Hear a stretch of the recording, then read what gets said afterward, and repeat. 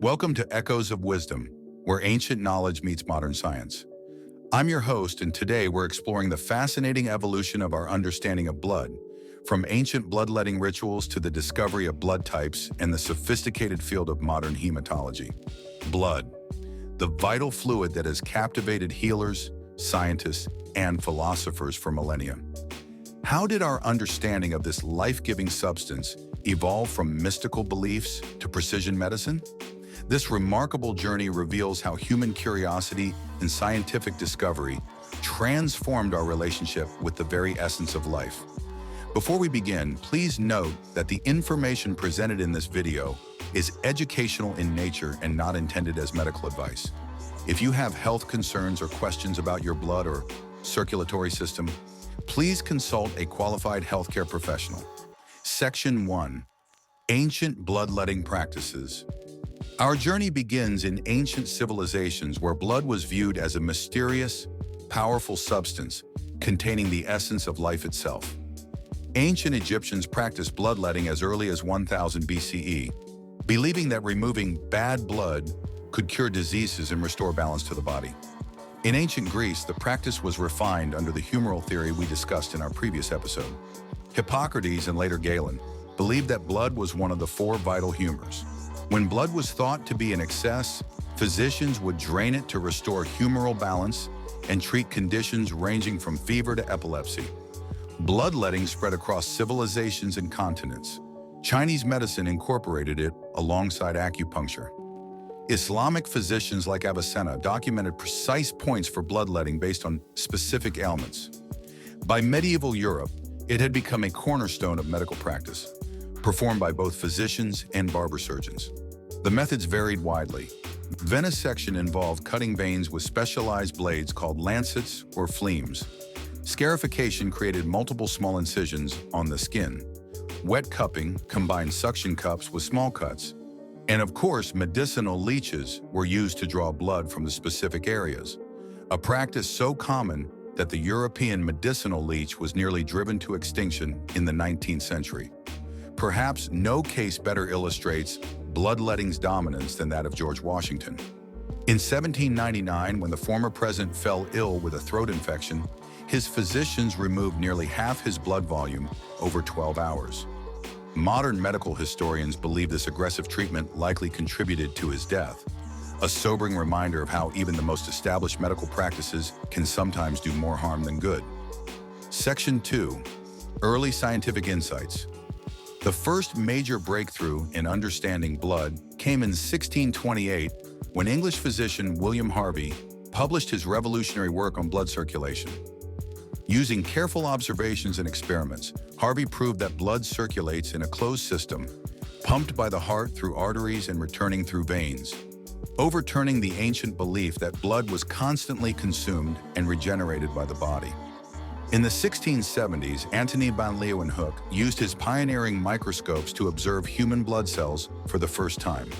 He described red corpuscles floating in plasma, the first glimpse into blood's cellular nature. This microscopic view would eventually render the humoral understanding of blood obsolete, though this transition would take centuries. Despite new discoveries, bloodletting persisted well into the 19th century. However, some physicians began questioning its effectiveness. In the 1830s, French physician Pierre Louis conducted what we might consider an early clinical trial, documenting outcomes for pneumonia patients who received bloodletting versus those who didn't. His finding that it provided little benefit was an early example of evidence-based medicine challenging traditional practice.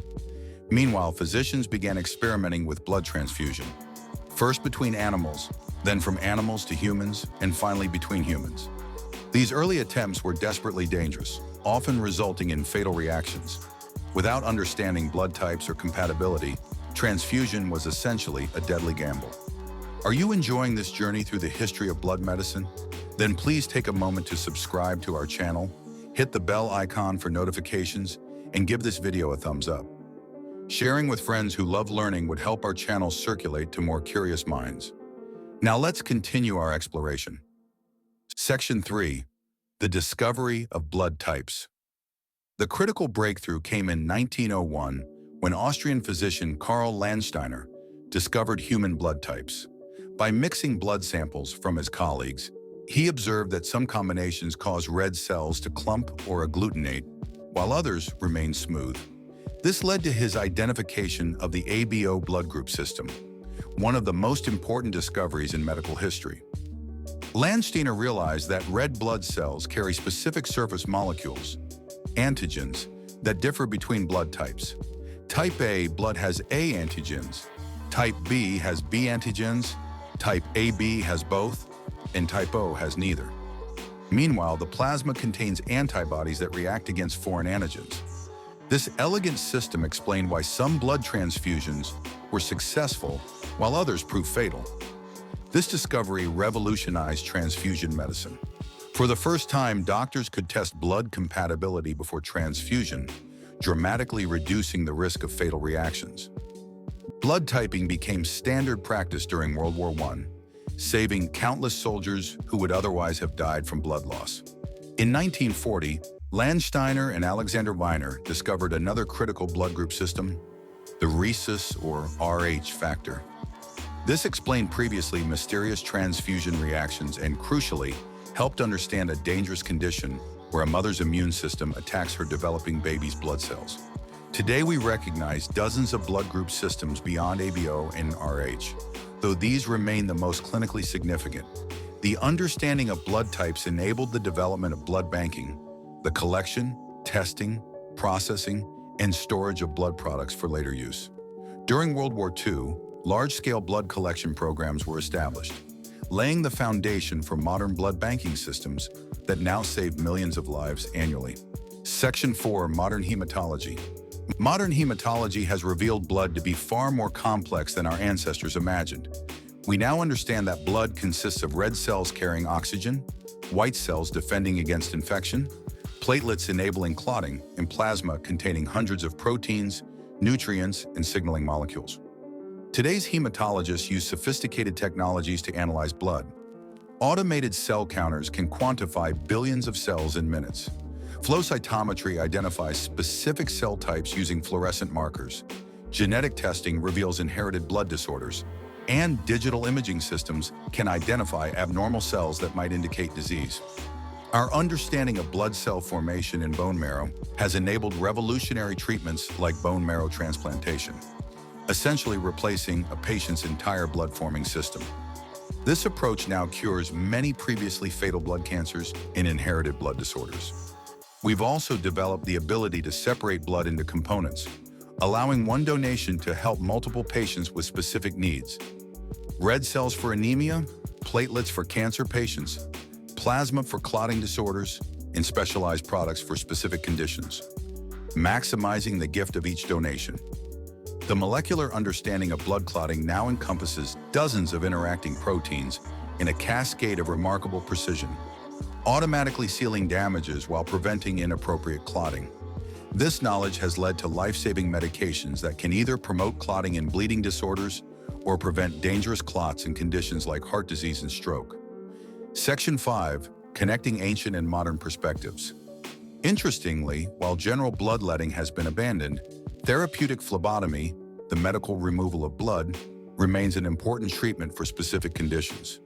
Hemochromatosis, iron overload, polycythemia, excess red cells, and porphyria are all managed with controlled blood removal.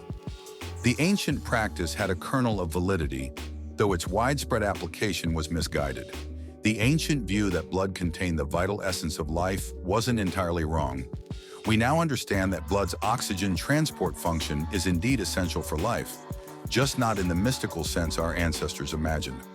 Red blood cells, with their remarkable hemoglobin molecules, deliver the oxygen that every cell in our body requires to produce energy.